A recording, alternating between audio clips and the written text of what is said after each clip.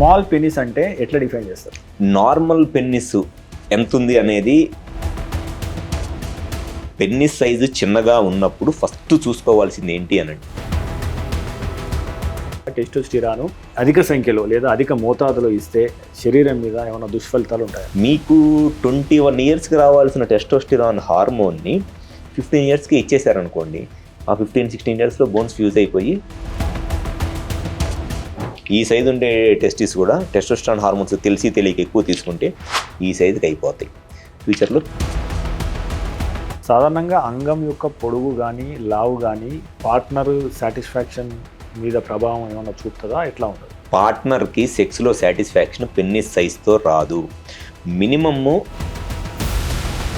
Porn సైట్స్లో ఈ tablet వేసుకుంటే ఎంత పెరుగుతుంది అంత పెరుగుతుంది అని చెప్పేసి చూడడము జరుగుతుంది. దీంతో కొంతమంది నిజమే కావచ్చు అని వాడడం కూడా జరుగుతుంది. 21-22 ఇయర్స్ ఏజ్ దాటిన తర్వాత పెన్నిస్ లోపల ఉన్న టెస్టోస్టిరాన్ హార్మోన్ రిసెప్టార్స్ బ్లాక్ అయిపోయిన తర్వాత బాగా మిస్యూజ్ అవుతుంది. ఎక్కడనంటే ఆ బాంబేలో, ఢిల్లీలో మరి ఎవరు చేస్తున్నారు? పురుషాంగం అనేది బెండ్ కావడం లేదా ఒక పక్కకు ఒరగడం అనేది మాట్లాడినప్పుడు, సో అంటే ఏది సమస్య కాదు. సో మినిమం డిగ్రీస్ కన్నా తక్కువ ఉంటే సెక్షువల్గా ఇబ్బంది ఏమీ ఉండదు. పురుషాంగం వంకరవడము ఒకటి, పెరోనస్ డిసీజ్ ఒకటి, అంటే ఇవి కొద్దిగా సిమిలర్గా కనిపిస్తున్నాయి కదా. సో ప్రధానమైన తేడాలు ఎట్లా గమనించారు? పినైల్ కర్వేచర్ అనేదేమో బై బర్త్. అంటే పెరోనస్ డిసీజ్ వచ్చినప్పుడు మనం ఎలాంటి జాగ్రత్తలు తీసుకోవాలి? ఇప్పుడు అందుబాటులో ఉన్న బెస్ట్ ట్రీట్మెంట్ ఏంటిది? బెస్ట్ ట్రీట్మెంట్ ఆప్షన్ ఏంటి అని అంటే, అంగం పొడుగు కాకుండా లావు పెరగాలని చెప్పేసి ఫ్యాట్ ఇంజెక్షన్స్ కొంతమంది చేయించుకుంటారు యాక్చువల్గా. సో ఇవి డేంజరా? మీరు ఏం సలహా ఇస్తారు? ఖచ్చితంగా డేంజరేనండి. వాళ్ళు ఆ సబ్క్యూటేనియస్గా స్కిన్ కింద చేపించుకునే ఫ్యాట్ వల్ల. ఏనా ఇవాళ చాలా హ్యాపీగా ఉన్నావు. మెడిసిన్ బిల్ ఇంత తక్కువగా వస్తే హ్యాపీగా ఉండక ఎలా ఉంటామమ్మా? ఇంత తక్కువ రేట్కే ఇస్తున్నారంటే క్వాలిటీలో ఏమైనా డిఫరెన్సెస్ ఉన్నాయేమో. మార్కెటింగ్, డిస్ట్రిబ్యూషన్, ఇంకోటోనే అదనపు ఛార్జీలు లేవు కాబట్టే 50-80% మనకి డిస్కౌంట్ లో ఇస్తున్నారు. MedPlus. Hi viewers, welcome to MedPlus 1 TV. Jaya andrology founder, ప్రముఖ ఆండ్రాలజిస్ట్ డాక్టర్ క్రాంతి కుమార్ రెడ్డి గారు ప్రస్తుతం మన స్టూడియోలో ఉన్నారు. వివిధ అంశాల మీద లోతైన విశ్లేషణ అందించడానికి ఈ స్పెషల్ సిరీస్ను మనం మీ ముందుకు తీసుకొస్తున్నాం. సో మీరు కూడా మీకు ఏదైనా డౌట్స్ ఉంటే ఈ కామెంట్స్ రూపంలో ఈ వీడియో కింద తెలియజేయండి. వాటికి కూడా సమాధానాలు చెప్పించే ప్రయత్నం చేద్దాం. సో డాక్టర్ గారు నమస్తే అండి. నమస్తే అండి. డాక్టర్ గారు, యాక్చువల్గా మనకు పురుషాంగం సైజు మీద ఎన్నో సందేహాలు వస్తూ ఉంటాయి. ఇది ఏంటంటే బాహ్య ప్రపంచంలో ఎక్కువ మందికి తెలియదు, అంటే ఎక్కువ చూసి ఉండరు కాబట్టి అటువంటి సందేహాలు సాధారణంగా ఎక్కువ మందికి వచ్చి ఉంటాయి. ఎందుకంటే వాళ్ళు చూసేది వీడియోలో ఎక్కువ చూస్తారు, ఆ వీడియోలో అబ్నార్మల్ గా ఉంటాయి. సాధారణంగా అంటే ఇప్పుడు ఇండియన్ మెన్స్ సంబంధించి యావరేజ్ సైజ్ అంటే ఏంటి? మెడికల్ గా స్మాల్ పెనిస్ అంటే ఎట్లా డిఫైన్ చేస్తారు? ఒకటండి, పెన్నిస్ సైజు ఎప్పుడూ కూడా నార్మల్ పెన్నిస్ ఎంత ఉంది అనేది పెద్దగా ఇంపార్టెన్స్ ఏమీ లేదు. ఎందుకనంటే పెన్నిస్ లోపల ఉన్న మజిల్, కార్పోరా క్యావర్నోజా మజిల్, మనం ఉన్న ఎక్స్టర్నల్ ఎన్వైర్న్మెంట్కి, ఆ టెంపరేచర్కి, క్లైమేట్కి, మనకున్న ఎమోషన్స్కి ఆ మజిల్ అనేది రియాక్ట్ అవుతూ ఉంటుంది. నార్మల్గా పెన్నిస్ సైజ్ ఇలా ఉందనుకోండి, విపరీతంగా స్ట్రెస్, యాంగ్జైటీలో ఉన్నప్పుడు ఇంత అయిపోయింది. కొంత రిలాక్స్డ్గా, ఫ్రీగా ఉన్నప్పుడు మళ్ళీ సైజు కొంచెం పెరిగిద్ది. విపరీతంగా బాగా హాట్ అండ్ హ్యూమిడ్ క్లైమేట్లో ఉన్నప్పుడు పెన్నిస్ సైజు పెద్దగా అయింది. బాగా కోల్డ్ క్లైమేట్లో ఉన్నప్పుడు పెన్నిస్ సైజ్ చిన్నగా అయిపోయింది. సో మనకున్న ఎమోషన్స్కి, ఎక్స్టర్నల్ ఎన్వైర్న్మెంట్కి ఆ పెన్నిస్ సైజ్ అనేది నార్మల్గా ఉన్నప్పుడు రెస్పాండ్ అవుతూ ఉంటుంది. ఎప్పుడైనా సరే పెన్నిస్ సైజ్ అనేది సెక్షువల్గా అయితే ఎరెక్షన్ ఉన్నప్పుడు ఎంత సైజు ఉంది, ఆ ఎరెక్షన్ ఉన్నప్పుడు ఆ సైజ్ అనేది సెక్స్ చేయడానికి సరిపోతుందా లేదా అనేది చూసుకోవాలి. జనరల్గా ఎరెక్టెడ్ పెన్నిస్ కనుక 2.5 to 3 inches లేదా 7-8 centimeters కనుక సైజు ఉంటే సెక్షువల్గా ఏ ప్రాబ్లము ఏమీ రాదు. చాలామంది వచ్చేది ఏంటి అని అంటే, సార్ నా పెన్నిస్ సైజు మామూలుగా ఉన్నప్పుడు చాలా చిన్నగా అయిపోతుంది సార్ అంటారు. లేదు అని అంటే బయటికి వెళ్ళి పాస్ పోసుకోవాలంటే అందరి ముందు పోసుకోలేకపోతున్నా సార్ అని అంటారు. అక్కడ వాళ్ళ పెన్నిస్ సైజ్ చిన్నగా ఏమీ ఉండదు. ఆ ఎమోషన్స్ వల్ల అప్పుడు పెన్నిస్లో ఉన్న మజిల్ కాంట్రాక్ట్ అయిపోయింది. ఆ మజిల్ కాంట్రాక్ట్ అయిపోవటం వల్ల ఆ పాయింట్ ఆఫ్ టైంలో చిన్నగా అనిపించింది. అదొక రీజన్. అండ్ సెకండ్ వచ్చేసి బర్రీడ్ పెన్నిస్ అంటారు. వాళ్ళ పెన్నిస్ సైజ్ నార్మల్గానే ఉంటుంది, కానీ పెన్నిస్ చుట్టూతా ఫ్యాట్ ఎక్కువైపోయింది. ఫ్యాట్ ఎక్కువైపోయి బయట పెన్నిస్ చిన్నగా ఉంటుంది. ఎరెక్షన్ వచ్చినప్పుడు ఫ్యాట్ లో నుంచి పెన్నిస్ అంతా నార్మల్ గానే వచ్చేస్తుంది. అది బర్రీడ్ పెన్నిస్. వాళ్ళ పెన్నిస్ సైజ్ నార్మల్. ఇది చాలా మందిలో ఉంటుంది. ఒబేసిటీ ఉన్న వాళ్ళలో చాలా మందిలో పెన్నిస్ సైజ్ నార్మల్ గానే ఉంటుంది. ఎరెక్షన్ వచ్చినప్పుడు దగ్గర 10-12 సెంటీమీటర్స్ ఉంటుంది. కానీ ఆ ఉన్న పెన్నిస్ అంతా ఈ ఫ్యాట్ లో ఉండిపోయి పెన్నిస్ బయటికి కొంచెమే ఉంటుంది. ఎరెక్షన్ వచ్చినప్పుడు బయటకు వచ్చి నార్మల్ గానే వచ్చింది. సార్ నా పెన్నిస్ సైజ్ చిన్నది అని అంటారు. సో వాళ్ళకి ఉండే ఏంటంటే ఈ పాన్ వీడియోస్ చూసి దాంట్లో పెన్నిస్ సైజు పెద్దగా ఉండాలి అని కంపేర్ చేసుకుంటా ఉంటారు. అండ్ ఇంకొకటి, ఇది నేను చెప్పొచ్చో లేదో నాకు తెలియదులే కానీ చాలా మంది చెప్పేది ఏంటి అని అంటే, బయట ఎవరి దగ్గర కన్నా ప్రాస్టిట్యూట్స్ దగ్గరకో లేకపోతే అక్కడ పోయినప్పుడు వాళ్ళు ఏదో ఒక రకంగా వీళ్ళని ఏదో ఒక మాట అనాలి అని, ఏంది ఇది ఇంతే ఉందా అని అంటారు. వీళ్ళు యాక్చువల్గా పెన్నిస్ సైజ్ నార్మల్ వీళ్ళది, కానీ వాళ్ళు ఏదో ఒక ఇంటెన్షన్ తో వీళ్ళని ఏదో ఒకటి అది వాళ్ళది జోక్ గా అంటారో సీరియస్ గా అంటారో నాకైతే తెలియదులే కానీ వాళ్ళు కామన్ గా అనేది ఏంటి అని అంటే, వీళ్ళు ఈ అబ్బాయిలు ఈ 20-25 ఇయర్స్ ఏజ్ లో ఉన్న వాళ్ళు కనుక పొరపాటున ఎవరన్నా ప్రాస్టిట్యూట్స్ దగ్గరకో లేకపోతే ఎవరైనా అమ్మాయిల దగ్గరకో వెళ్తే, ఇదే నేను చెప్పిన బ్యాంకాక్ లో, మలేషియాలో, థాయిలాండ్ లాంటివి అట్లాంటి వాటి దగ్గర కనుక, లేకపోతే ఈ మధ్య అంతా ఈ మసాజ్ సెంటర్లకు వెళ్ళడం, వాళ్ళు ఏదో ఒక చిన్న మాట ఏంటి ఇంతే ఉందా అంటారు. ఆ మాట వాళ్ళ మైండ్లో పడింది అనుకోండి, నేను 100 చెప్పినా నీ పెన్నిస్ సైజ్ నార్మల్ అనేది వాళ్ళు ఎనరు. ఎవరైతే ఆ అమ్మాయిని ఇది ఇంతే ఉంది అన్న మాటే వాళ్ళు మనసులో పెట్టుకుంటారులే కానీ, నేను వాళ్ళకి నీ పెన్నిస్ సైజ్ ఎంత నార్మల్ రా బాబు అని చెప్పినా, నేను చెప్పిన మాట వాళ్ళ చెవులు దాకే పోతే కానీ వాళ్ళ బ్రెయిన్లోకి పోదు. సాధారణంగా ఎదుగుదల 18-20 సంవత్సరాలప్పుడు ముగిసినప్పుడు పెన్నిస్ సైజు ఏ వయసు వరకు పెరుగుతుంది? సో అంటే శారీరక దారుఢ్యానికి లేదా మనిషి యొక్క హైట్కి పెన్నిస్ సైజ్కి ఏమైనా సంబంధం ఉంది?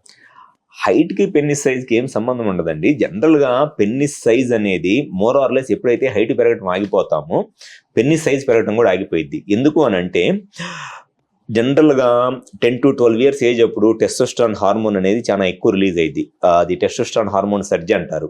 అప్పుడు ఒకసారి పెన్నిస్ సైజ్ పెరిగి అప్పుడు ఎరెక్షన్స్ రావడం అనేది స్టార్ట్ అయింది మగవాళ్ళలో, అబ్బాయిల్లో ఎవరిలో అయినా సరే. అండ్ రెండోసారి ఈ హార్మోనల్ సర్జ్ అనేది 17-18 ఇయర్స్ నుంచి వస్తుంది అనమాట. మళ్ళీ ఆ ఏజ్లో పెన్నిస్ సైజ్ అనేది పెరిగిద్ది. సో ఈ 2 ఏజెస్ అప్పుడు 10-12 ఇయర్స్ అప్పుడు ఫస్ట్ టైము, అండ్ 16-17 ఇయర్స్ అప్పుడు ఒకసారి పెన్నిస్ సైజ్ అనేది పెరిగిద్ది. ఆ పీక్ టెస్టోస్టెరాన్ హార్మోన్ సర్జ్ అనేది 21-22 ఇయర్స్ అప్పుడు వస్తుంది. ఆ పీక్ టెస్టోస్టెరాన్ హార్మోన్ సర్జ్ వచ్చినప్పుడు బోన్స్ ఫ్యూజ్ అయిపోతాయి. అప్పుడు హైట్ పెరగటం ఆగిపోతారు. ఈ టెస్టోస్టెరాన్ హార్మోన్ ఎక్కువగా రావటం వల్ల ఆ ఏజ్లో పెన్నిస్ లోపల ఉండే టెస్టోస్టెరాన్ రిసెప్టార్స్ కూడా బ్లాక్ అయిపోతాయి అనమాట. ఈ టెస్టోస్టెరాన్ ఒకేసారి ఎక్కువగా రావటం వల్ల అప్పుడుతో పెన్నిస్ సైజ్ పెరగటం కూడా ఆగిపోయింది. పెన్నిస్ సైజ్కి మెయిన్ రీజన్ టెస్టోస్టెరాన్ హార్మోనే. యంగ్ ఏజ్లో ఉన్నప్పుడు, ఇప్పుడు నా దగ్గర చాలా మంది చిన్నపిల్లలు వస్తారు, 12 years 13 years 14 years age group ఉంటారు. వాళ్ళ పెన్నిస్ సైజు వాళ్ళకన్నా చిన్న వాళ్ళకున్న పెన్నిస్ సైజ్ కన్నా చాలా చిన్నగా ఉంటుంది. అంటే సపోజ్ వాళ్ళ తమ్ముడు పెన్నిస్ సైజ్ కన్నా వీళ్ళది చిన్నగా ఉంటుంది. దేనికనంటే వీళ్ళకి టెస్టోస్టెరాన్ హార్మోన్ అంత సఫిషియెంట్గా రావట్లేదు. వాళ్ళకి ఏంటంటే ఆ ఏజ్ గ్రూప్లో మనం జస్ట్ ఒకసారి హార్మోన్ లెవెల్స్ ఎలా ఉన్నాయో చెక్ చేసి mild testosterone hormone injections 100 mg కానివ్వండి 125 mg కానివ్వండి 1 or 2 ఇంజెక్షన్స్ ఇచ్చేస్తే తక్కువ పెన్నిస్ సైజ్ 2 months లో పెరిగిపోయింది వాళ్ళకి. సో ఆ ఏజ్ గ్రూప్ లో చూసుకొని ఇంజెక్షన్స్ అనేది ఇవ్వాలి. ఏజ్ గ్రూప్ జనరల్ గా మేము ఈ 15 ఇయర్స్ ఏజ్ దాకా నేను వెయిట్ చేయమని చెప్తానండి.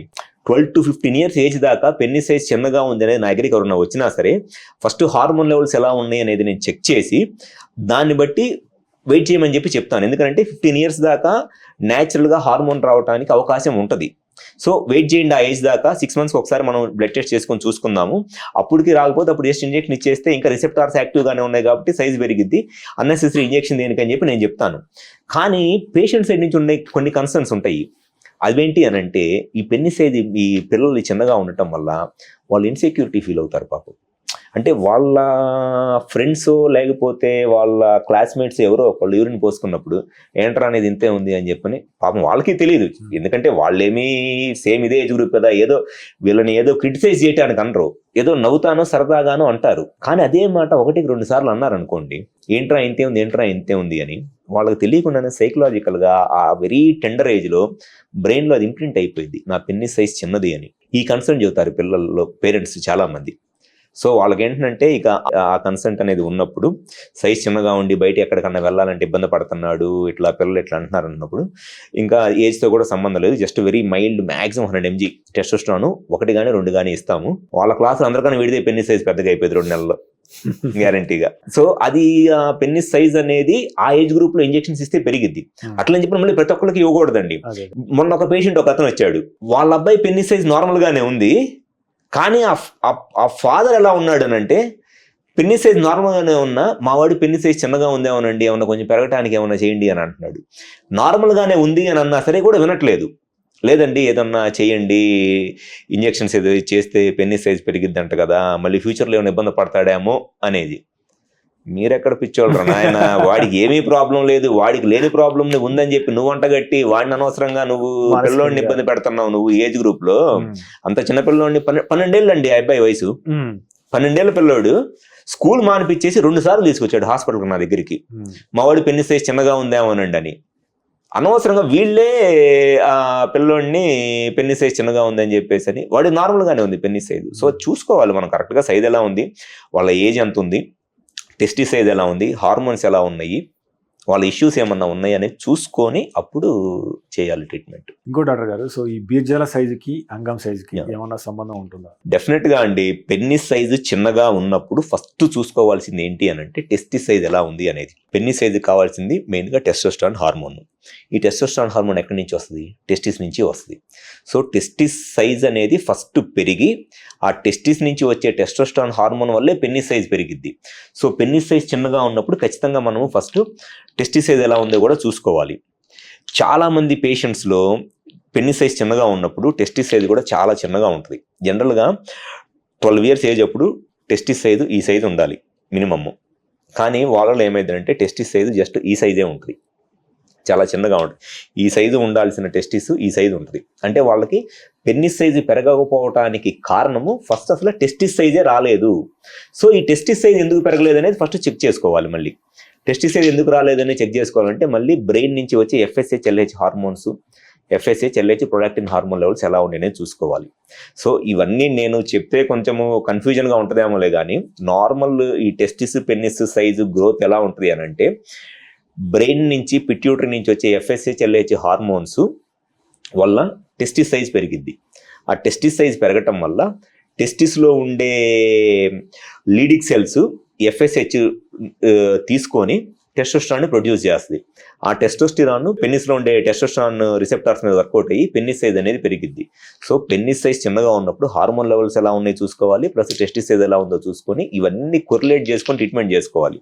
అంతేగాని పెన్నిస్ సైజ్ చిన్నగా ఉందని ప్రతి ఒక్కడికి ఇంజెక్షన్స్ ఇస్తే వర్క్ అవ్వదు, ఇంకా ఇబ్బంది పడతారు. సో డాక్టర్ గారు ఇంకొకటి, ఇప్పుడు మనం ఫైమోసిస్ అని మాట్లాడినాం, అంటే ముందు చర్మం టైట్ గా ఉండి వెనక్కి రాకపోవడం, అంటే ఇది ఏమన్నా అంగం పెరుగుదల మీద ప్రభావం చూపుతుందా? ఏముండదండి అసలు. పెన్నిస్ సైజు పెరగకపోవటానికి ఫైమోసిస్ అసలు రీజన్ కానే కాదు. పెన్నిస్ సైజు రాకపోవటానికి only reason testosterone hormone deficiency. So ఆ టెస్టోస్టెరాన్ హార్మోన్ డెఫిషియన్సీ ఎందుకుంది అనేది చూసుకోవాలి. సో డాక్టర్ గారు, అంటే ఇప్పుడు మనం ఇంతకుముందు అనుకున్నాం, అంటే మీ దగ్గరకు ఒక పేషెంట్ వచ్చాడు, అతని కొడుక్కి నార్మల్ సైజులో పురుషంగా ఉన్నా ఇంకా మీరు టెస్టోస్టెరాన్ లాంటి హార్మోన్ ఇవ్వండి, ఇంకొద్ది పెద్దగా అయితే బాగుంటుంది, సో ఈ సైజు సరిగా లేదు అని చెప్పేసి అన్నారు. అంటే మరి ఎవరైనా ఒత్తిడి మీద, అంటే మీరు 2 సార్లు వెనక్కి పంపారు, కానీ ఎవరైనా ఒత్తిడి మీద టెస్టోస్టెరాన్ అధిక సంఖ్యలో లేదా అధిక మోతాదులో ఇస్తే శరీరం మీద ఏమైనా దుష్ఫలితాలు ఉంటాయా? ఖచ్చితంగా ఉంటాయండి. పిల్లలు పెరిగే ఏజ్లో ఉన్నప్పుడు గనక ఈ టెస్టోస్టెరాన్ హార్మోన్ తెలిసి తెలియక ఎక్కువ ఇచ్చారనుకోండి, డెఫినెట్గా వాళ్ళకి చాలా నెగిటివ్ కాన్సిక్వెన్సెస్ ఉంటాయి. అందుకే నేను ఇందాక చెప్పా కదా మీకు, నేను 15 years దాకా మ్యాక్సిమం అవాయిడ్ చేస్తాను. But out of some concerns ఇవ్వాల్సి వచ్చిన మ్యాక్సిమమ్ 100 mg లేదా 125 mg కన్నా 1 or 2 injections కన్నా ఎక్కువ ఇవ్వను. ఎక్కువ ఇస్తేనో ఇంజెక్షన్స్, లేకపోతే అవసరం లేని వాళ్ళు కూడా ఎక్కువ ఇస్తే ఏమైందంటే హైట్ పెరగటం ఆగిపోతారు. టెస్టోస్టెరాన్ హార్మోన్ను ఎక్కువైతే బోన్స్ ఫ్యూజ్ అయిపోతాయి, బోన్స్ ఎపిఫేషియల్ ఎండ్స్ అనేవి ఫ్యూజ్ అయిపోతాయి, ఇంకా హైట్ పెరగరు. మీకు 21 yearsకి రావాల్సిన టెస్టోస్టెరాన్ హార్మోన్ని 15 yearsకి ఇచ్చేసారనుకోండి, ఆ 15-16 yearsలో బోన్స్ ఫ్యూజ్ అయిపోయి హైట్ పెరగరు. అదొక ఫస్ట్ ప్రాబ్లము, హైట్ రారు. సెకండ్ వచ్చేసి ఏమైంది అని అంటే ఈ టెస్టోస్టెరాన్ అనేది న్యాచురల్గా టెస్టిస్ నుంచి టెస్టోస్టెరాన్ వస్తే అప్పుడు అది న్యాచురల్ టెస్టోస్టెరాన్. ఆ టెస్టోస్టెరాన్ టెస్టిస్ నుంచి రావడంతో పాటు టెస్టిస్ కూడా యాక్టివ్గా ఉంటుంది, టెస్టిస్ కూడా గ్రోత్ వచ్చింది. మనం ఎప్పుడైతే ఎక్కువ టెస్టోస్టెరాన్ బయట నుంచి ఇస్తున్నామో టెస్టిస్ మాడిపోయిద్ది. నార్మల్గా ఉన్న టెస్టిస్ సైజు కూడా టెస్టోస్టెరాన్ హార్మోన్స్ తీసుకుంటే ఈ సైజు ఉండే టెస్టిస్ కూడా టెస్టోస్టెరాన్ హార్మోన్స్ తెలిసి తెలియక ఎక్కువ తీసుకుంటే ఈ సైజుకి అయిపోతాయి. ఫ్యూచర్లో పిల్లలు పుట్టడానికి ఇబ్బంది అయింది. సో టెస్టోస్టెరాన్ హార్మోన్ అనేది ఓన్లీ ఒక్క పెన్నిస్ సైజును చూసి చేసే ట్రీట్మెంట్ కాదు. మా దగ్గర maximum as far as possible 15 years దాకా అవాయిడ్ చేస్తాము. ఇంజెక్షన్స్ కానీ ఏమీ చేయకుండా న్యాచురల్గా వచ్చిద్దాము అని. ఇఫ్ ఇన్ కేస్ అవసరమైనా కూడా ఫస్ట్ ఒక 1 or 2 times LH హార్మోన్ ఇచ్చి ట్రై చేస్తాను. అప్పటికి పెన్నిస్ సైజు రావట్లేదు అండ్ వాడు కొంత స్కూల్లో ఇబ్బంది పడుతున్నాడు అనుకున్నప్పుడు మ్యాక్సిమం 100 నుంచి 125 mg testosterone injections 1 or 2 injections ఇస్తా, అంతకు మించి లేదు. వీటన్నిటికీ కారణం పర్పస్ ఏంటి అంటే పార్ట్నర్ను సంతోష పెట్టడం, సంతృప్తి పెట్టడం, ఇవన్నీ అంటాం కదా. సాధారణంగా అంగం యొక్క పొడుగు కానీ లావు కానీ పార్ట్నర్ సాటిస్ఫాక్షన్ మీద ప్రభావం ఏమైనా చూపుతుందా, ఎట్లా ఉంటుంది? అది అసలు ఒక మెయిన్ మిస్కాన్సెప్ట్ మిత్ ఏంటంటే అండి, మగవాళ్ళలో పెన్నిస్ సైజు ఎంత పెద్దగా ఉండి ఎంత లావుగా ఉంటే సెక్స్లో పార్ట్నర్ అంత ఎక్కువ సాటిస్ఫై అవుతారు అనేది అసలు అది అబ్సల్యూట్లీ రాంగ్. పార్ట్నర్కి సెక్స్లో సాటిస్ఫాక్షన్ పెన్నిస్ సైజ్తో రాదు. మినిమమ్ ఒక 8 centimeters లేదా 2.5 inches 3 inches పెన్నిస్ సైజు ఉంటే ఎరెక్టెడ్ పెన్నిస్ కనుక ఉంటే సెక్స్లో పార్ట్నర్కి సైజ్తో అనే సాటిస్ఫాక్షన్కి సంబంధమే లేదు. సెక్స్లో పార్ట్నర్ సాటిస్ఫాక్షన్ ఎప్పుడైనా సరే పెన్నిస్ ఎంత గట్టిగా ఉంది, ఎంతసేపు సెక్స్ చేస్తున్నారు, ఎన్నిసార్లు సెక్స్ చేస్తున్నారు, ఈ మూడిటి మీదే సెక్స్లో ఫిమేల్ పార్ట్నర్కి సాటిస్ఫాక్షన్ ఉంటుంది. కానీ మీకు పెన్నిస్ మెత్తగా ఉండి 20 centimeterలోనే ఉపయోగం ఏముంది, లోపలికి ఇన్సర్ట్ అవ్వదు కదా. లేదంటే పెన్నిస్ 15 centimeters 20 centimeters ఉండి ఇన్సర్ట్ చేసి జస్ట్ ఒక స్ట్రోక్ ఇవ్వగానే సెమన్ అవుట్ అయిపోయింది అనుకోండి, ఉపయోగం ఏం లేదు కదా. లేదంటే పెన్నిస్ 20 centimeters ఉండి నెలకోసారి సెక్స్లో కలుస్తున్నారు అనుకోండి, ఉపయోగం ఏముంది. సో పార్ట్నర్ సాటిస్ఫాక్షన్ అనేది పెన్నిస్ సైజు మీద కాదు, పెన్నిస్ ఎంత స్ట్రాంగ్గా ఉంది, సెక్స్ చేస్తున్నప్పుడు ఆ స్ట్రాంగ్నెస్తోనే ఆ స్ట్రోక్స్తోనే వాళ్ళకి ఆ నర్వ్ స్టిమ్యులేషన్ అనేది వచ్చేసి ఆర్గాజం అనేది వచ్చింది. సో పెన్నిస్ స్టిఫ్నెస్, ఎంతసేపు సెక్స్ చేస్తున్నారు, ఎన్నిసార్లు సెక్స్ చేస్తున్నారు, ఈ మూడింటి మీదే పార్ట్నర్ సాటిస్ఫాక్షన్ ఆధారపడి ఉంటుందిలే కానీ సైజ్ అనేది అసలు absolutely nothing partner satisfaction wise. అంటే డాక్టర్ గారు, అంటే మనకు సాధారణంగా ఇక్కడ ఎందుకు సమస్య, దీని గురించి ఎందుకు సందేహం మనం పడుతున్నాం అంటే మార్కెట్లో ఈ రాంగ్ ప్రాక్టీసెస్ లేదా సోషల్ మీడియాలో అనవసర ప్యాడ్లు మనం చూస్తూ ఉంటాము. ముఖ్యంగా పార్న్ సైట్స్లో ఈ ట్యాబ్లెట్ వేసుకుంటే ఎంత పెరుగుతుంది అంత పెరుగుతుంది అని చెప్పేసి చూడడము జరుగుతుంది. దీంతో కొంతమంది నిజమే కావచ్చు అని వాడడం కూడా జరుగుతుంది. సో రోడ్డు పక్కన గుడారాలు వేసుకొని సామర్థ్యాన్ని పెంచుతామని ఆయిల్ ఇవ్వడము, ఈ ఆకుపసరలు ఇవ్వడం జరుగుతుంది. సో అంటే ఇట్లా వాడిన వారు మీ దగ్గరికి వస్తారా? సో ఇటువంటి కల్చరు బయట ఇంకా నడుస్తుందా? సో వీరికి మీరేం చెప్తారు? చాలా ఉందండి ఈ రోజుకి కూడా. ఏది సైన్స్ అనేది, టెక్నాలజీ అనేది, లేకపోతే అవేర్నెస్ అనేది ఇంత అడ్వాన్స్డ్లో ఉన్నా స్టిల్ ఇప్పటికీ కూడా ఏదో రోడ్డు పక్కన గుడారాల్లో ఈ ఆయుర్వేదం మందులో, లేకపోతే రోడ్డు పక్కన ఏరు మొక్కలు వాళ్ళు, లేకపోతే కొంతమంది అయితే అసలు ఏదో పెన్నిస్ సైజ్ పెరిగిద్ది అని చెప్పి ఆన్లైన్లో ఏదో యాడ్స్ ఇస్తే వేలు రూపాయలు కట్టి ఆ మెడిసిన్స్ తెచ్చుకొని వాడుతూ ఉంటున్నారు. 21-22 years ఏజ్ దాటిన తర్వాత పెన్నిస్ లోపల ఉన్న టెస్టోస్టెరాన్ హార్మోన్ రిసెప్టార్స్ బ్లాక్ అయిపోయిన తర్వాత ఏమి చేసినా పెన్నిస్ సైజ్ పెరగదండి. Penis as per such size అయితే మట్టికి పెరగదు. కాకపోతే లావుగా కనపడటానికి జస్ట్ సబ్క్యూటేనియస్గా మన బాడీలో వేరే దగ్గర ఫ్యాట్ తీసుకొని ఫిల్లర్స్ లాగా పెన్నిస్ కిందకి ఇంజెక్ట్ చేసుకుంటే టెంపరీగా ఆ పెన్నిస్ అనేది లావుగా కనపడింది. బట్ ఆ ఫ్యాట్ అనేది కొన్ని రోజుల్లో మళ్ళీ పోయింది. లేదు అని అంటే ఇక్కడ పెన్నిస్ దగ్గర సస్పెన్సరీ లెగమెంట్ అనేది ఉంటుంది. ఆ లెగమెంట్ అనే దాన్ని కట్ చేసేస్తే పెన్నిస్ సైజ్ పెరగదు, జస్ట్ పెన్నిస్ కిందకి జారిద్ది. జస్ట్ గోడ జారినట్టు. ఈ బాల్ కనుక డిస్లోకేట్ అయితే గోడ జారిద్ది, అట్లా చేయి పెరగదు కదా. జస్ట్ బాల్ డిస్లోకేట్ అయితే గోడ జారినట్లు ఈ సస్పెన్సరీ లెగమెంట్ అనేది కట్ చేస్తే పెన్నిస్ కొంచెము సైజ్ పెరిగిద్ది. కొంతమంది పేషెంట్స్ నేను ఇందాక చెప్పాను కదా, ఈ సబ్క్యూటేనియస్ ఫ్యాట్లో, సూప్రాప్యూబిక్ ఫ్యాట్లో పెన్నిస్ ఉంటుంది అనేది, వాళ్ళు లైపోసక్షన్ చేసి ఫ్యాట్ తీపిచ్చేసుకున్నారు అనుకోండి, పెన్నిస్ సైజ్ పెరగదు. బట్ ఆ ఫ్యాట్ ఉండదు కాబట్టి పెన్నిస్ మొత్తం బయటికి కనపడిద్ది. ముందు ఉన్న ఫ్యాట్ను మొత్తము తీసేస్తే లైపోసక్షన్ చేసి ఈ ఫ్యాట్ ఉండదు కాబట్టి ఇది మొత్తం ఎక్స్పోజ్ అయ్యింది, సైజ్ పెరగదు. ఇక్కడ కూడా సైజ్ పెరగదండి, జస్ట్ ఆ ఉన్నది పెద్దగా అయినట్లు కనపడటానికి. ఒక సింపుల్ ఎగ్జాంపుల్ లాగా చెప్పాలంటే మనము 5.5 5.8 feet హైట్ ఉన్నాం అనుకోండి, లావుగా ఉన్నప్పుడు కనపడిన హైట్కి అదే హైట్లో సన్నగా ఉన్నప్పుడు కనపడిన హైట్కి ఉన్న డిఫరెన్స్ అనమాట. ఆయిల్స్ కానీ లేదా ఆకుపసర కానీ లేదా టాబ్లెట్స్ కానీ వాడి ఇన్ఫెక్షన్స్ తో మీ దగ్గరికి ఎవరైనా వచ్చారా? చాలా మంది వస్తారండి. ఈ అనవసరంగా ఈ పిఆర్పి ఇంజెక్షన్స్ సైజు పెరిగిద్ది అని చెప్పి పిఆర్పి ఇంజెక్షన్స్ చేయించుకుంటారు. అసలు పిఆర్పి ఇంజెక్షన్స్ వల్ల మిల్లీమీటర్ సైజు కూడా పెరగదు. చాలా మంది పేషెంట్స్ నా దగ్గర బాంబే వెళ్ళి, ఢిల్లీ వెళ్ళి, మెయిన్ అక్కడ బాగా మిస్యూజ్ అవుతుంది ఎక్కడనంటే ఆ బాంబేలో, ఢిల్లీలో మరి ఎవరు చేస్తున్నారు, ఈ హైదరాబాద్లో కూడా కొంతమంది పిఆర్పి ఇంజెక్షన్స్ చేయించుకుంటే సైజు పెరిగిద్ది అని అన్నెసెసరీ ఇంజెక్షన్స్ చేయించుకొని ఆ ఇంజెక్షన్స్ వల్ల పెన్నిస్ లోపల మజిల్ ఎంతో కొంత ఫైబ్రోసిస్ వచ్చేసి, ఇన్ఫెక్షన్ వచ్చేసి, లేకపోతే సబ్క్యూటేనియస్గా ఫ్యాట్లో ఇంజెక్షన్స్ చేయించుకొని స్కిన్ అనేది ఇన్ఫెక్షన్ వచ్చేసి దానివల్ల వచ్చే పేషెంట్స్ కొంతమంది ఉంటారు.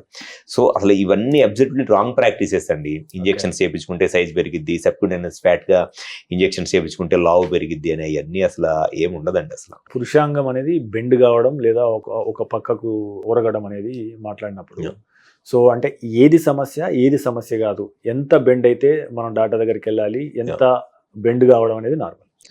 జనరల్గా ఈ ప్రాబ్లమ్ పెన్నిస్ వంకరగా ఉండటము లేకపోతే వాటికి 2 ఇష్యూస్ ఉంటాయండి. ఒకటి వచ్చేసి పెనైల్ కర్వేచర్ అంటారు, 2 వచ్చేసి డీవియేషన్ అంటారు. పెనైల్ కర్వేచర్ అంటే పెన్నిస్ ఎరెక్ట్ అయినప్పుడు ఇట్లా మధ్యలో బెండ్ అయింది అనుకోండి, అది కిందకి కానివ్వండి, సైడ్కి కానివ్వండి, పైకి కానివ్వండి, మధ్యలో బెండ్ అయితే దాన్ని కర్వేచర్ అంటారు. అట్లా కాకుండా ఎరెక్షన్ వచ్చినప్పుడు పెన్నిస్ అంతా స్ట్రైట్గానే ఉంటుంది, జస్ట్ ఈ బేస్ ఆఫ్ ద పెన్నిస్ దగ్గర మొత్తం ఇట్లా పక్కకు వచ్చింది, దీన్ని డీవియేషన్ అంటారు. సో డీవియేషన్ అంటేనేమో బేస్ ఆఫ్ ద పెన్నిస్ దగ్గరే మొత్తం ఇట్లా పక్కకు వస్తే డీవియేషన్ అంటారు, మధ్యలోకి బెండ్ అయితేనేమో దాన్ని కర్వేచర్ అంటారు. డీవియేషన్ అనేది అసలు సెక్షువల్గా ఎటువంటి ప్రాబ్లము రాదు, జస్ట్ కొంత సెక్స్లో కొంత పొజిషన్ అడ్జస్ట్ చేసుకొని ఇన్సర్ట్ చేస్తే సెక్స్ చేసేయగలరు. బట్ ఈ కర్వేచర్ మట్టికి 30 degrees కన్నా ఎక్కువ కర్వేచర్ ఉంటే ఖచ్చితంగా సెక్షువల్గా ప్రాబ్లం వస్తుంది. ఇన్సర్ట్ చేయడానికి పొజిషనింగ్ అనేది కుదరదు 30 degrees కన్నా ఎక్కువ ఉంటే. సో మినిమం 30 degrees కన్నా తక్కువ ఉంటే సెక్షువల్గా ఇబ్బంది ఏమీ ఉండదు. సో ఈ కర్వేచర్ అనేది ఎప్పుడు చూడాలి అంటే ఎరెక్ట్ అయినప్పుడే చూడాలి. డీవియేషన్ ఉందా, కర్వేచర్ ఉందా, ఒకవేళ కర్వేచర్ ఉంటే ఎంత డిగ్రీ ఉందనేది ఎరెక్షన్ ఉన్నప్పుడే చూడాలి. కాబట్టి పేషెంట్స్ ఒకసారి హాస్పిటల్కి వస్తే అది డీవియేషనా కర్వేచరా, ఒకవేళ కర్వేచర్ ఉంటే ఎంత డిగ్రీ ఉందనేది డైరెక్ట్గా హాస్పిటల్కి వస్తే అబ్జర్వ్ చేసి ఈజీగానే చెప్తామండి. ఏమైనా కారణాలు ఉన్నాయా సార్ డీవియేషన్ కానీ? వీటికైతే ఏం రీజన్స్ ఏమి ఉండవండి, మోస్ట్లీ కంజనైటల్ రీజన్సే ఉంటాయి. ఒక డీవియేషన్కి అయితే పెన్నిస్ బోత్ సైడ్స్ సస్పెన్సరీ లిగమెంట్ అనేది ఉంటుంది. ఈ లిగమెంట్ అనేది ఒక సైడ్ టైట్గా ఉండి టాట్గా ఉండి ఇంకో పక్క లాంగ్గా లూజ్గా ఉండటం వల్ల ఒక సైడ్కి డీవియేట్ అయిపోయింది. అంతకు మించి పెద్ద రీజన్స్ ఏమీ ఉండవు. ఈ కర్వేచర్కి అయితే మట్టికి ఈ పెన్నిస్ లోపల ఉండే కార్పోరా క్యావర్నోజా అనేది ఒక సైడ్ కొంత ఎక్కువగా గ్రో అయ్యి ఇంకో సైడ్ తక్కువగా గ్రో అవటం వల్ల ఈ కర్వేచర్ అనేది వస్తుంది. కర్వేచర్ కూడా 30 degrees అబోవ్ ఉంటేనే ఏదైనా ట్రీట్మెంట్ అవసరమైంది, సర్జరీస్ కానీ ఏదైనా straightening procedures. Less than 30 degrees అయితే ఎటువంటి ట్రీట్మెంట్ కానీ ప్రొసీజర్స్ కానీ ఏమీ అవసరం ఉండదు, జస్ట్ పొజిషనింగ్తో సెక్షువల్గా మేనేజ్ చేయవచ్చు. సో డాక్టర్ గారు అంటే సాధారణంగా ఇప్పుడు ఈ పెరనోస్ డిసీజ్ అంటున్నాం కదా, ఈ సమస్య అంటే ఏమిటి, దీని గల కారణాలు ఏంటి? పైరోనిస్ డిసీజ్ అంటే పెన్నిస్ లోపల ఈ ట్యూనికా ఆల్బుజినియా అనే ఒక టిష్యూ హార్డ్ అయిపోయి దానివల్ల పెన్నిస్ లోపల ఇట్లా పట్టుకుంటే గట్టిగా గెడ్డలాగా తగులుతూ ఉంటుందండి, ఒక రాయిలాగా గెడ్డలాగా తగులుతూ ఉంటుంది. దాన్ని పైరోనిస్ డిసీజ్ అంటారు. ఈ పైరోనిస్ డిసీజ్ ఉన్న వాళ్ళలో కామన్గా జరిగే ఒక ప్రాబ్లం ఏంటి అని అంటే ఎరెక్షన్ వచ్చినప్పుడు పెన్నిస్ పెయిన్ వచ్చింది, అండ్ దాంతోపాటు ఎరెక్షన్ వచ్చినప్పుడు పెన్నిస్ ఇట్లా బెండ్ అయిపోయింది. ఎక్కడైతే ఆ పైరోనిస్ ప్లేక్ ఉంటుందో ఆ ప్లేక్ ఉన్న దగ్గర పెన్నిస్ బెండ్ అయింది. అండ్ కొంతమందిలో ఏమైంది అని అంటే పైరోనిస్ ప్లేక్ ఉన్న దగ్గర పెన్నిస్ ఇట్లా నొక్కుపోయింది, మిగతా పెన్నిస్ అంతా లావుగా ఉండి ఈ పైరోనిస్ ప్లేక్ ఉన్న దగ్గర పెన్నిస్ సన్నగా అయిపోయింది. ఈ ప్రాబ్లమ్స్ అనేవి ఎదురవుతాయి. లోపల పెన్నిస్ లోపల ట్యూనికా ఆల్బుజినియా హార్డ్ అయిపోయి గడ్డలాగా తగలటము, బెండ్ రావటము, పెన్నిస్లో ఎరెక్షన్ వచ్చినప్పుడు పెయిన్ ఉండటము, అండ్ ఒక కన్స్ట్రక్షన్ బ్యాండ్ లాగా ఫామ్ అవటం అనమాట. ఇవి ప్రాబ్లమ్స్ ఉంటాయి. సో ఈ పైరోనిస్ ప్లేక్ అనేది రావడానికి ఒక మెయిన్ రీజన్ వచ్చేసి డయాబెటీస్. ఎవరిలో అయితే షుగర్ ఉండి షుగర్ కంట్రోల్లో ఉండదో వాళ్ళలో ఈ పైరోనిస్ డిసీజ్ అనేది రావడానికి చాలా ఎక్కువ అవకాశం ఉంటుంది. అండ్ సెకండ్ వచ్చేసి ఈ పైరోనిస్ డిసీజ్ రావడానికి పెన్నిస్ సెక్స్ చేస్తున్నప్పుడు రిపీటెడ్గా ఇట్లా పక్కకి వెజనల్ వాల్కి ఆ పెరినియంకి గుద్దుకుంటా ఉందనుకోండి, ఇట్లా సెక్స్ చేస్తున్నప్పుడు పెన్నిస్ ఎన్నిసార్లు బయటికి లోపలికి వెజనాల్లోకి వెళ్తున్నా ఇబ్బంది ఏమీ రాదు. కానీ ఇట్లా పక్కన గుద్దుకుంటా ఉందనుకోండి, ఇట్లా బయటికి వచ్చిన పెన్నిస్ మళ్ళీ లోపలికి వెళ్లకుండా పక్కన గుద్దుకుంటా ఉందనుకోండి, అక్కడ ట్యూనికా ఆల్బుజినియా అనేది స్లోగా రప్చర్స్ లాగా వచ్చేసి క్రాక్స్ లాగా ఫామ్ అయ్యి అది హీల్ అవుతున్నప్పుడు ఫైబ్రోసిస్ వచ్చి దానివల్ల ఈ పైరోనిస్ డిసీజ్ అనేది వచ్చింది. కామన్గా ఈ పైరోనిస్ డిసీజ్ అనేది బాగా లాంగ్ పెన్నిస్ ఉండి ఎక్కువగా ఫిమేల్ ఆన్ ద టాప్ పొజిషన్లో సెక్స్ చేసే వాళ్ళలో వచ్చింది. ఎందుకంటే ఆ ఫిమేల్ ఆన్ ద టాప్ పొజిషన్లో సెక్స్ చేస్తున్నప్పుడు యాక్టివ్ పార్ట్నర్ ఫిమేల్ కాబట్టి వాళ్ళకి కరెక్ట్గా సెన్స్ చేయలేరు ఎంత పెన్నిస్ బయటకు వస్తుంది ఎంత లోపలికి పోతుంది అనేది. సో వాళ్ళలో వచ్చింది. పురుషాంగం వంకర అవ్వడము ఒకటి, పెరోనస్ డిసీజ్ ఏమిటి అంటే ఇవి కొద్దిగా సిమిలర్ గా కనిపిస్తున్నాయి కదా. Yeah. సో ప్రధానమైన తేడాలు ఎట్లా గమనించాలి మనం? పినైల్ కర్వేచర్ అనేదేమో బై బర్త్ వాళ్ళకి ఆ ప్రాబ్లం అనేది వచ్చింది. సో వాళ్ళు ఫస్ట్ టైం ఇరెక్షన్ నోటీస్ చేసినప్పటి నుంచి కూడా పెన్నిస్ బెండే ఉంటుంది. వాళ్ళు ఫస్ట్ టైం నోటీస్ చేసినప్పుడు పెన్నిస్ బెండ్ 10 degrees ఉందనుకోండి, ఇంకా లైఫ్ లాంగ్ 10 degrees ఉంటుంది. ఫస్ట్ టైం నోటీస్ చేసినప్పుడు బెండ్ నోటీస్ చేసినప్పుడు 30 degrees ఉందనుకోండి, లైఫ్ లాంగ్ 30 degrees ఉంటుంది. పెరగదనమాట పినైల్ కర్వేచర్ అనేది. సో ఫస్ట్ ఇరెక్షన్ అప్పటి నుంచి పెన్నిస్ బెండ్ ఉంటుంది. ఇంకా ఆ బెండ్ అనేది పర్మనెంట్ గా ఎప్పటికీ అంతే ఉంటుంది, పెరగదు, తగ్గదు కూడా. పైరనీస్ డిసీజ్ అనేది ఏమో స్టార్టింగ్ లో ఉండదు. ఈ షుగర్ ప్రాబ్లం వచ్చిన తర్వాత లేదా రిపీటెడ్ గా పెన్నిస్ ఇట్లా పక్కన గుద్దుకున్న తర్వాత వచ్చింది. అంటే స్టార్టింగ్ ఎరెక్షన్ అంతా నార్మల్ గానే స్ట్రైట్ గానే ఉంటుంది, తర్వాత వచ్చింది. అండ్ ఆ బెండ్ అనేది పెరుగుతూ ఉంటుంది. స్టార్టింగ్ లో 10, 20, 30 అట్లా పెరుగుతూ ఉంటుంది. ప్లస్ పెన్నిస్ లోపల మజిల్ అనేది ఇట్లా ఫీల్ అవుతున్నప్పుడు గట్టిగా గెడ్డల్లాగా తగిలిద్ది, చేతికి తగిలిద్ది. ఎరెక్షన్ వచ్చినప్పుడు పెన్నిస్ లో పెయిన్ వచ్చింది. అండ్ దాంతోపాటు ఇందాక నేను చెప్పినట్టు ఇలా బ్యాండ్ లాగా, కన్స్ట్రక్షన్ బ్యాండ్ లాగా ఇక్కడ ఇరెక్షన్ ఉంటుంది, ఇక్కడ ఇరెక్షన్ ఉంటుంది. ఈ మధ్యలో ఎక్కడైతే పెన్నిస్ ప్లేక్ ఉంటుందో అక్కడ ఇరెక్షన్ లేక పెన్నిస్ ఇట్లా నుక్కుకుపోయినట్లు ఉంటుంది ఒక ప్లేస్ లో. సో ఇవి ప్రధానమైన తేడాలు పినైల్ కర్వేచర్ కి పైరోనిస్ డిసీజ్ కి. సో అంటే దీంతో ఎటువంటి సమస్యలు వస్తే ప్రధానంగా? పైరోనిస్ డిసీజ్ వల్ల మెయిన్ గా ఈ ఇరెక్షన్ ప్రాబ్లం కూడా వచ్చిందండి. ఎందుకంటే ఇరెక్షన్ ప్రాబ్లం రావడానికి షుగర్ ఒక మెయిన్ రీజన్, పైరోనిస్ డిసీజ్ కూడా మెయిన్ రీజన్ షుగర్ కాబట్టి ఈ పైరోనిస్ డిసీజ్ వల్ల ఇరెక్షన్ ప్రాబ్లం కూడా వచ్చింది. అండ్ దాంతోపాటు పెన్నిస్ ఇరెక్షన్ తగ్గిపోయి ఈ ప్లేక్ ఉండటం వల్ల, పెయిన్ రావటం వల్ల సెక్షువల్గా అంగస్తమన సమస్య అనేది చాలా కామన్గా వచ్చింది. అండ్ నెక్స్ట్ వచ్చేసి ఈ పైరోనిస్ ప్లేక్ రావటం వల్ల కొన్నిసార్లు పెన్నిస్ కూడా లెంత్ తగ్గిపోయింది. ఎందుకంటే మజిల్ అనేది కన్స్ట్రిక్ట్ అయిపోయి పెన్నిస్ లెంత్ కూడా పైరోనిస్ డిసీజ్ ఉన్నప్పుడు తగ్గిపోవడానికి చాలా ఎక్కువ అవకాశం అనేది ఉంటుంది. అంటే పెరోనస్ డిసీజ్ వచ్చినప్పుడు మనం ఎలాంటి జాగ్రత్తలు తీసుకోవాలి? ఇప్పుడు అందుబాటులో ఉన్న బెస్ట్ ట్రీట్మెంట్ ఏంటి దీనికి? పైరోనిస్ డిసీజ్ కి మెయిన్ రీజన్ వచ్చేసి డయాబెటీస్ కాబట్టి ఫస్ట్ షుగర్ కంట్రోల్లో ఉండాలండి. జనరల్గా ఈ వైటమిన్ ఈ ట్యాబ్లెట్స్ తీసుకుంటే కొంత ఈ ట్యూనిక్ ఆల్బుజినియాలో కొంత ఎలాస్టిసిటీ పెరిగి పైరోనిస్ ప్లేక్ అనేది తగ్గటానికి ఛాన్స్ ఉంటుంది. అండ్ కొన్నిసార్లు ఇంజెక్షన్స్ ఉంటాయి, ఆ ఇంజెక్షన్స్ చేయించుకోవటం వల్ల కూడా కొన్నిసార్లు ఈ ప్లేక్ అనేది కరిగిద్ది. బట్ వీటన్నిటికన్నా బెస్ట్ ట్రీట్మెంట్ ఆప్షన్ ఏంటి అని అంటే extra corporeal shock wave therapy. Shock wave థెరపీతో పైరోనిస్ ప్లేక్ అనేది చాలా బాగా రిజాల్వ్ అయింది. సో ఇప్పుడు ఉన్న దాంట్లో బెస్ట్ ట్రీట్మెంట్ ఆప్షన్ అయితే extra corporeal shock wave therapy లేదా ESW ట్రీట్మెంటే చాలా బెస్ట్ ఆప్షన్. జస్ట్ ఒక 6 to 8 సెషన్స్ చేయించుకుంటే కనీసం 100లో 95 మంది పేషెంట్స్కి ఆ పైరోనిస్ ప్లేక్ అనేది కరిగిపోయి నార్మల్ ఇరెక్షన్స్ రావడం అనేది జరుగుతుంది. కాకపోతే షుగర్ కంట్రోల్లో ఉంటే చాలా బెటర్ రిజల్ట్స్ ఉంటాయి షాక్ వేవ్ థెరపీతో, ESW ట్రీట్మెంట్తో పైరోనిస్ డిసీజ్ ఉన్న వాళ్ళలో. మెడ్ ప్లస్ లో అదే మెడిసిన్, అదే క్వాలిటీ, మార్కెటింగ్, డిస్ట్రిబ్యూషన్, ఇంకోటి అంటూ వీళ్ళకి అదనపు ఛార్జీలు ఉండవు. అందువల్లే 50 to 80% డిస్కౌంట్ లో మనకు అందిస్తున్నారు. అంగం పొడుగు కాకుండా లావు పెరగాలని చెప్పేసి ఫ్యాట్ ఇంజెక్షన్స్ Yeah. కొంతమంది చేయించుకుంటారు యాక్చువల్గా. సో ఇవి డేంజరా? మీరు ఏం సలహా ఇస్తారు? ఖచ్చితంగా డేంజరేనండి. ఆ ఫ్యాట్ వాళ్ళు ఆ సబ్క్యూటేనియస్గా స్కిన్ కింద చేపించుకునే ఫ్యాట్ వల్ల టెంపరీగా పెన్నిస్ లావుగా కనపడిద్ది. స్లోగా విత్ టైమ్ ఒక 15-20 days 1 monthలో అక్కడున్న ఫ్యాట్ మళ్ళీ మొత్తము అబ్జార్బ్ అయిపోయి మళ్ళీ నార్మల్ సైజ్కి వచ్చేస్తుంది. కాకపోతే రిపీటెడ్గా ఇంజెక్షన్స్ చేయించుకుంటా ఉన్నారనుకోండి, ఖచ్చితంగా సబ్క్యూటేనియస్గా ఫైబ్రోసిస్ వచ్చేసి స్కిన్ ఇన్ఫెక్షన్స్ రావడానికి చాలా ఎక్కువ అవకాశం ఉంటుంది. సో అసలు అది అన్నెసెసరీ, అనవసరంగా చేపించుకున్న ఇంజెక్షన్స్ వల్ల టెంపరీగా ఒక 15-20 days 1 month లావుగా కనపడిద్ది, స్లోగా ఫ్యాట్ తగ్గిపోయింది, మళ్ళీ నార్మల్ సైజ్కి వచ్చేస్తుంది పెన్నిస్. అండ్ దాంతోపాటు ఇన్ఫెక్షన్స్ రావడానికి కూడా పాసిబిలిటీస్ చాలా ఎక్కువ ఉంటాయి. సో డాక్టర్ గారు, ఫైనల్గా ఈ సెక్షన్లో సో మనకు సైజు కన్నా కనెక్షన్ ముఖ్యం, కాన్ఫిడెన్స్ ముఖ్యం అని మీరు అంటే ఎట్లా చెప్తారు? సో యూత్కి మీరు ఇచ్చే సూచనలు ఏంటి ఈ విషయంలో? పెన్నిస్ సైజ్ అనేది వన్స్ 20 to 23 years ఏజ్ దాటిన తర్వాత సైజు గురించి అనవసరంగా ఆలోచించి వాళ్ళ యొక్క మనసు పాడు చేసుకోవటము, మైండ్ పాడు చేసుకోవటము, డబ్బులు పాడు చేసుకోవటం తప్పితే సైజు మట్టికి పెరగదండి. సెక్స్కి కావాల్సింది పెన్నిస్ సైజు కాదు. ఎరెక్షన్ ఉన్నప్పుడు పెన్నిస్ మినిమమ్ 7-8 centimeters మినిమం, ఎక్కువ ఉంటే ఓకే, బట్ మినిమం 7-8 centimeters ఉండి సెక్స్ కల్లా కావాల్సింది స్టిఫ్నెస్, ఎంతసేపు సెక్స్ చేస్తున్నారు, ఎన్నిసార్లు సెక్స్ చేస్తున్నారు, ఇవి వదిలేసి సైజు పెరగాలి, పాస్ పోసుకుంటున్నప్పుడు చిన్నగా ఉంటుంది, లేకపోతే ఆ అమ్మాయి ఎవరో నాది చిన్నగా ఉంది అని చెప్పింది, ఇవన్నీ అనవసరంగా వాళ్ళకి తెలియకుండానే టైము మనీ వేస్ట్ చేసుకుంటున్నారు. ఇట్లాంటి అవసరమైన వాటికి ట్రీట్మెంట్ చేయించుకోవాలి అని చెప్పి ట్రై చేస్తాం. సో సైజ్ కన్నా మెయిన్గా స్టిఫ్నెస్, ఎంతసేపు సెక్స్ చేస్తున్నారు, ఎన్నిసార్లు సెక్స్ చేస్తున్నారు అనేది ఇంపార్టెంట్. సో డాక్టర్ గారు మనకి అంగస్తంభన అన్నప్పుడు పురుషాంగం గట్టిపడాలి. ఎలా గట్టిపడుతుంది? రక్తము రావాలి, పురుషాంగానికి చేరాలి. సో రక్తము పురుషాంగానికి చేరకపోవడం వల్ల సమస్య వస్తుందా, లేదా రక్తనాళాల్లో సమస్య వల్ల మనకు ఎరెక్టైల్ డిస్ఫంక్షన్ అనే సమస్య వస్తుందా? దీని గురించి కొద్దిగా వివరించండి. జనరల్గా నార్మల్ ఎరెక్షన్స్ రావాలి అని అంటే పెన్నిస్కి బ్లడ్ ఎక్కువ రావాలండి. ఆ పెన్నిస్కి వచ్చిన బ్లడ్ సెక్స్ చేసి సెమెన్ అవుట్ అయ్యేదాకా పెన్నిస్లోనే బ్లడ్ ఉంటేనే ఎరెక్షన్ మెయింటైన్ అయింది. ఇది నార్మల్ ఎరెక్షన్ బ్లడ్కి సంబంధించి, పెన్నిస్కి సంబంధించి. అయితే దీంట్లో ఎరెక్షన్ పెన్నిస్కి సంబంధించిన బ్లడ్ ఫ్లోలో ప్రాబ్లం ఉండటం వల్ల 2 రకాలైన ఎరెక్టైల్ డిస్ఫంక్షన్ ప్రాబ్లమ్స్ వస్తాయి. ఒకటి ఆర్టీరియల్ ఇన్సఫిషియన్సీ అంటారు, అంటే పెన్నిస్కి వచ్చే బ్లడ్ ఫ్లో తగ్గిపోవటం వల్ల ఎరెక్షన్ ప్రాబ్లం రావటము. సెకండ్ వచ్చేసి పెన్నిస్లోకి బ్లడ్ బాగానే వచ్చింది, కానీ పెన్నిస్ లోపల ఉన్న ట్యూనికా ఆల్బుజినియా అనే మజిల్ స్ట్రెచ్ అవ్వకపోవడం వల్ల బ్లడ్ లీక్ అయిపోతూ ఉంటుంది. దాన్ని వీనస్ లీక్ అంటారు. పెన్నిస్కి బ్లడ్ రాకపోతేనేమో ఆర్టీరియల్ ప్రాబ్లం, ఆర్టీరియల్ ఇన్సఫిషియన్సీ అంటారు.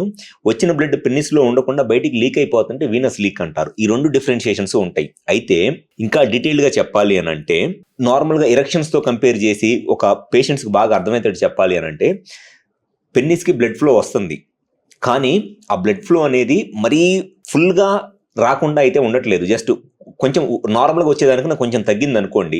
అటువంటి పేషెంట్స్లో సెక్షువల్గా ఎట్లాంటి సమస్యలు ఎదుర్కొంటారు అంటే, సెక్స్ చేద్దాం అనుకున్నప్పుడు పెన్నిస్ సైజ్ పెరిగిద్ది, కానీ కంప్లీట్గా ఎరెక్షన్ రాదనమాట. అంటే నార్మల్గా పెన్నిస్కి 25 to 35 సెంటీమీటర్స్ పర్ సెకండ్ కన్నా ఎక్కువ బ్లడ్ ఫ్లో రావాలి. 35 సెంటీమీటర్స్ కన్నా తక్కువ వస్తుంది అని అనుకోండి, అప్పుడు పెన్నిస్ సైజ్ పెరిగిద్ది, కానీ కంప్లీట్ ఎరెక్షన్ రాదు. అట్లా కాకుండా అసలు 10 సెంటీమీటర్స్ కన్నా తక్కువ వస్తుంది అనుకోండి, సైజ్ కూడా పెరగదు. సో సివియర్ ఆర్టీరియల్ డిస్ఫంక్షన్ అంటేనేమో పెన్నిస్ సైజ్ కూడా పెరగదు, అంటే పెన్నిస్కి రావాల్సిన బ్లడ్ ఫ్లోలో 10% కూడా బ్లడ్ రావట్లేదు. లేదు మైల్డ్ ఆర్టీరియల్ డిస్ఫంక్షన్ అంటేనేమో పెన్నిస్కి రావాల్సిన బ్లడ్ ఫ్లోలో 90% బ్లడ్ వస్తుంది, 10% తగ్గిపోయింది. అది ఆర్టీరియల్ డిస్ఫంక్షన్. వీనస్ లీక్ అంటే ఏమైంది అంటే, పెన్నిస్కి బ్లడ్ వస్తుంది, కానీ వచ్చిన బ్లడ్ పెన్నిస్లో ఉండట్లేదు. ఈ వీనస్ లీక్ ఉన్న వాళ్ళలో వచ్చే సమస్య ఏంటి అని అంటే, ఎరెక్షన్ వచ్చింది, పెన్నిస్ స్టిఫ్ అయింది, ఎరెక్షన్ వచ్చింది, సెక్స్ చేస్తూ ఉంటారు, టక్ మన మధ్యలో మెత్తగా అయిపోయింది. అంటే వచ్చిన బ్లడ్ సెమెన్ అవుట్ అయ్యేదాకా పెన్నిస్లో ఉండట్లేదు. సెక్స్ చేయడానికి సరిపోయిన బ్లడ్ వస్తుంది, కానీ ఆ blood 5 minutes 6 minutes semen out అయ్యేదాకా ఉండాల్సిన బ్లడ్ 1 minute 2 minutes లీక్ అయిపోతుంది అనమాట. అది Venus leak. Severe arterial dysfunction అంటేనేమో పెన్నిస్ సైజ్ కూడా పెరగదు అసలు. ఎంత సెక్షువల్ గా స్టిమ్యులేట్ చేసినా నార్మల్గా ఎంత ఉన్న సైజు ఇంతే ఉంటుంది. మైల్డ్ ఆర్టీరియల్ డిస్ఫంక్షన్ అంటేనేమో పెన్నిస్ సైజ్ పెరిగిద్ది, కానీ హార్డ్నెస్ రాదు. ఈ 3 డిఫరెన్షియేషన్స్. మైల్డ్ ఆర్టీరియల్ డిస్ఫంక్షన్ అంటేనేమో సైజ్ పెరిగిద్ది, హార్డ్నెస్ రాదు. సివియర్ ఆర్టీరియల్ డిస్ఫంక్షన్ అంటేనేమో సైజ్ కూడా పెరగదు. వీనస్ ఇన్సఫిషియన్సీ అంటేనేమో సైజ్ పెరిగిద్ది, హార్డ్నెస్ వచ్చింది, సెక్స్ చేస్తున్నప్పుడు మధ్యలో మెత్తగా అయిపోయింది పెన్నిస్. ఈ 3తో మనము పెన్నిస్లో ఏ రకమైన బ్లడ్ ఫ్లో ప్రాబ్లం ఉందనేది తెలుసుకోవచ్చు. అంటే దీనికి చికిత్సలు ఏంటి? జనరల్గా arterial insufficiency, mild arterial insufficiency అంటే పెన్నిస్కి బ్లడ్ వస్తుంది కానీ రావాల్సినంత రావట్లేదు, జస్ట్ సైజ్ పెరుగుతుంది, గట్టితనం రావట్లేదు అనుకున్నప్పుడు మోస్ట్లీ PDE5 ఇన్హిబిటర్స్ అంటే వైగ్రా లాంటి టాబ్లెట్స్ ఈ ప్రాబ్లం అనేది క్లియర్ అయిపోయింది. సివియర్ ఆర్టీరియల్ డిస్ఫంక్షన్ అంటే అసలు పెన్నిస్కి రావాల్సిన బ్లడ్ ఫ్లో 10% కూడా రావట్లేదు. అటువంటి వాళ్ళలో ఖచ్చితంగా 100లో 90 మంది ఇంప్లాంట్ సర్జరీస్కి అవసరమైంది. వీనస్ ఇన్సఫిషియన్సీ ప్రాబ్లము స్టార్టింగ్ స్టేజ్లో ఉన్నప్పుడు ఎంతో కొంత ఈ పెన్నిస్కి వచ్చే బ్లడ్ ఫ్లో పెంచుకుంటే వీనస్ లీక్ తగ్గిపోయింది. సో వాళ్ళకు కూడా ఈ PDE5 ఇన్హిబిటర్స్ వర్కౌట్ అవుతాయి. ఒకవేళ వీనస్ లీక్ కనుక బాగా సివియర్గా అయిపోయి జస్ట్ పెన్నిస్ ఎరెక్షన్ వచ్చింది టక్మని మెత్తగా అయిపోతుంది అనుకోండి, వాళ్ళలో కూడా ఇంప్లాంట్ సర్జరీ అవసరమైంది. వీనస్ లీక్ బాగా ఎక్కువ ఉన్నా ఇంప్లాంట్ సర్జరీ అవసరమైంది. పెన్నిస్కి వచ్చే బ్లడ్ ఫ్లో బాగా తగ్గిపోయినా ఇంప్లాంట్ సర్జరీ అవసరమైంది. జస్ట్ బ్లడ్ ఫ్లో కొంచెం తగ్గి వీనస్ లీక్ స్టార్టింగ్ స్టేజ్లో ఉన్నప్పుడు PDE5 ఇన్హిబిటర్స్తో మేనేజ్ చేసేయచ్చు. అండ్ షాక్ వేవ్ థెరపీ కూడా ఈ 2 స్టేజెస్లో వర్కౌట్ అయింది. ఇది మైల్డ్ ఆర్టీరియల్ ఇన్సఫిషియన్సీ అంటే బ్లడ్ ఫ్లో కొంచెం తగ్గినప్పుడు, వీనస్ లీక్ స్టార్టింగ్ స్టేజ్లో ఉన్నప్పుడు షాక్ వేవ్ థెరపీ కూడా చాలా బెటర్గా వర్కౌట్ అయింది ఇద్దరు 2 పేషెంట్స్లో. ఓకే డాక్టర్ గారు, సో ఎన్నో విషయాల మీద మనం అవగాహన పెంచే ప్రయత్నం చేశారు. మీ సమయానికి ప్రత్యేక ధన్యవాదాలు తెలియజేసుకుంటాం. థ్యాంక్ యూ డాక్టర్ గారు. సో వ్యూవర్స్, ఇది ఈ స్పెషల్ ఎపిసోడ్. చూస్తూనే ఉండండి మెట్లెస్ 1 TV.